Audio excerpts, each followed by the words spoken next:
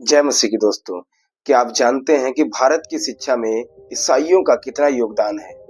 अगर नहीं तो इस वीडियो को पूरा जरूर देखें, क्योंकि ये आंकड़ा सुनने के बाद में आप सोचने पर मजबूर हो जाएंगे कि इतनी छोटी सी आबादी जो महज भारत की 2-3% है और इतना बड़ा योगदान कैसे दे सकती है।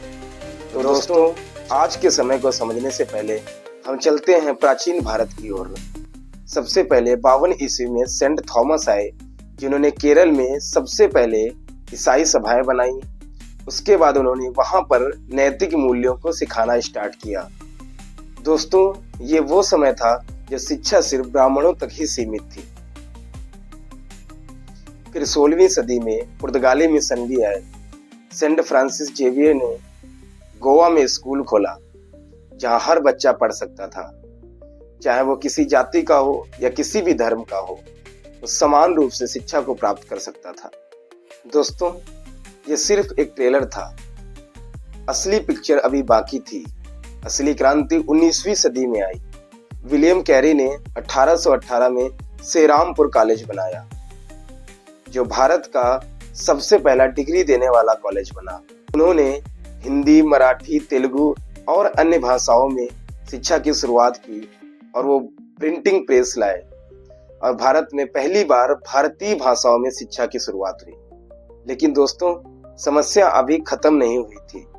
इनके सामने सबसे बड़ी समस्या थी कि लड़कियों को और पिछड़े वर्ग और आदिवासियों तक शिक्षा को पहुंचाना, क्योंकि 19वीं सदी में लड़कियों को घर से बाहर निकलना तक मना था। दलितों, आदिवासी और पिछड़ों को शिक्षा पर कोई भी अधिकार नहीं था। लेकिन दोस्तों, इन लोगों ने एक कमाल तरीके से समस्या का हल निकाला। इन लोगों ने आदिवासी, पिछड़े, दलित और लड़कियों के लिए अलग से कॉलेज बनाए, अलग से इन्होंने स्कूल खोले। तो फैक्ट देखिए, भले ही जब हम साक्षरता की बात करते हैं तो किसी देश या किसी राज्य की शिक्षा व्यवस्था कई कारकों पर निर्भर करती है। सरकारी नीतियां, सामाजिक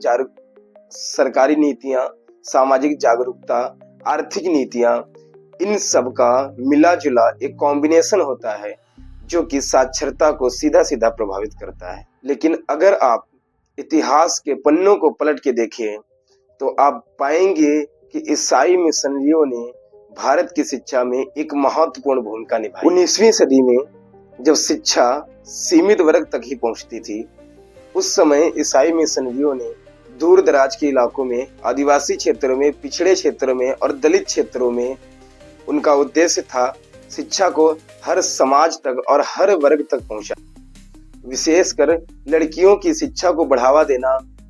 कई जगहों पर नर्सिंग स्कूल, टीचर इंस्टीट्यूट और सामान्य शिक्षा के विद्यालय खोले गए।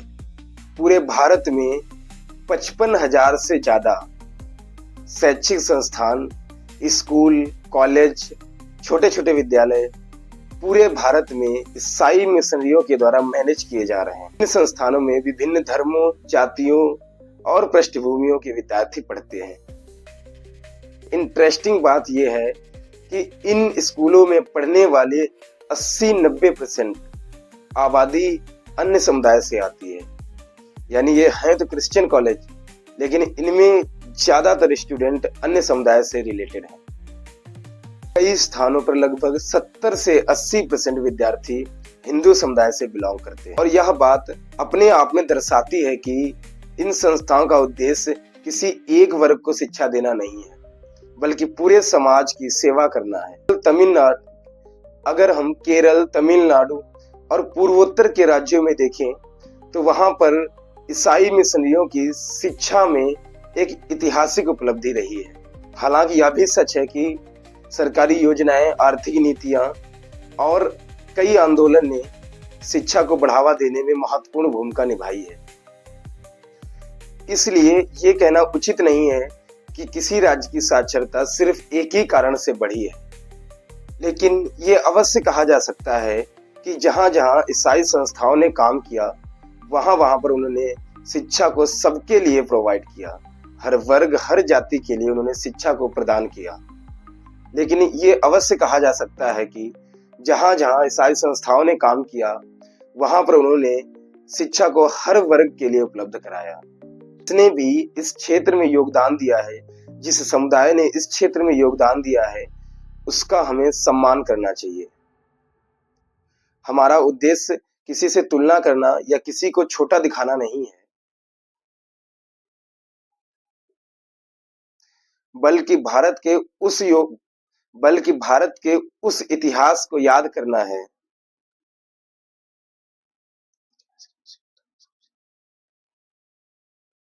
बल्कि इतिहास के उस योगदान को समझना है जिसने भारत की शिक्षा को मजबूत किया है।